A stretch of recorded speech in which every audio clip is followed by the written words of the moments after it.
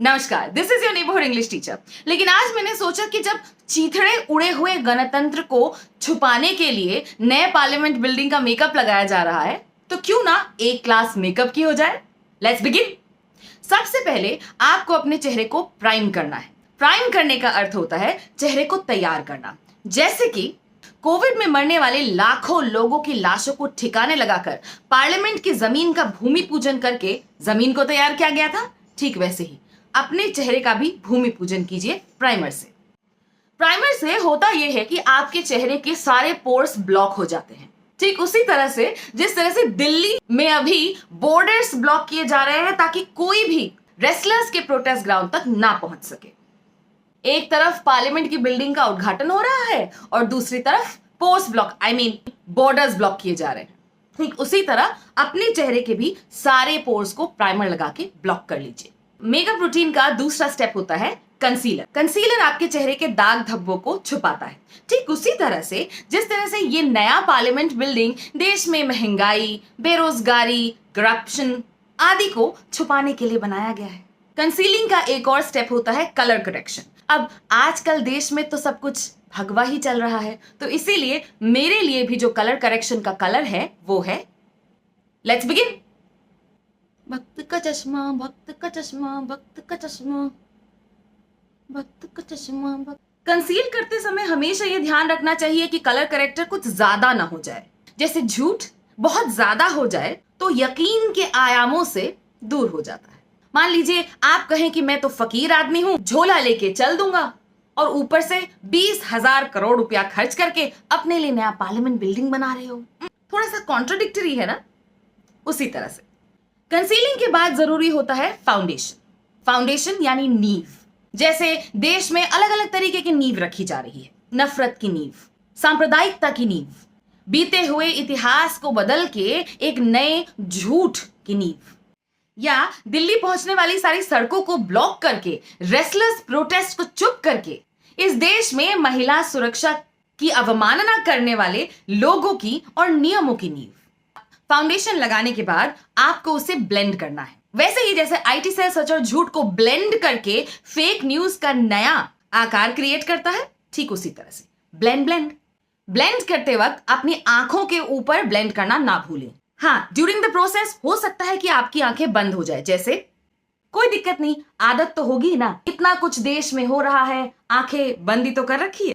एक और चीज का ध्यान रखना जरूरी है, जब आप अपने चेहरे पे फाउंडेशन लगा रहे हैं तो अपने गले पे भी लगाना मत भूलिए, नहीं तो ये हालत हो जाएगी कि चेहरे का कलर एक है और गर्दन का कलर एक। जैसे कि सरकार को भी एक समय में देश के अलग अलग हिस्सों में ध्यान देना चाहिए। ऐसा नहीं कि इलेक्शन हो रहे हैं तो सारा ध्यान कर्नाटका पर और जल रहे मणिपुर पे, बिल्कुल नहीं।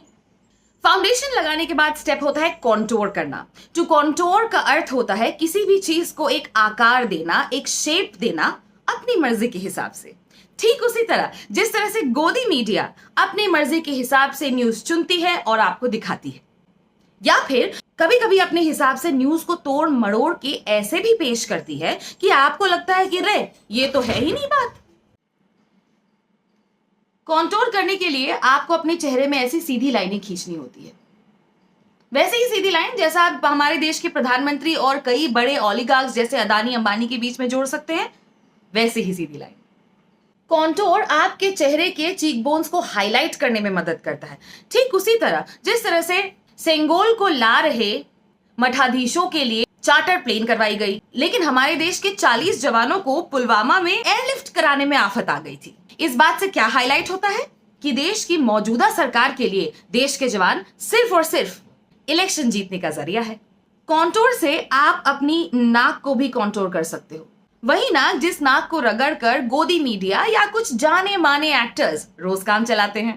बदला ना आकार। थैंक यू गोदी मीडिया फॉर द आइडिया।